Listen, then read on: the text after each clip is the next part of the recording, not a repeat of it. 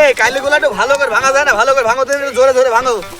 এই সেই শালির ছেলে যে 8টা বেলা 8টার সময় খাওয়ার নিয়ে আনতে বললাম, সে এখনো খাওয়ার নিয়ে আসছে না, কারণটা কি বুঝতে পারলাম না তো বিষয়টা। আমার আর সহ্য হচ্ছে না এইসব কাজ কাজ মানে এক লাখ লাখ করতে করতে অশান্তি মরি গেল।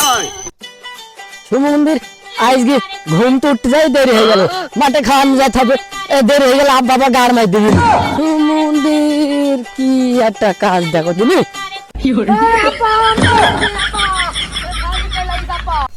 এই তোর কি এখন খাওয়ার নেওয়ার টাইম হয়ে? তোকে বললাম যে সকাল 8টার সময় খাওয়ার নিয়ে আসবি, এখন বাজে বেলা 12টা। কারণটা কি, বিষয়টা কি বুঝতে পারলাম না। এসব না খাই তো ছেলেমেয়ে মরে গেল।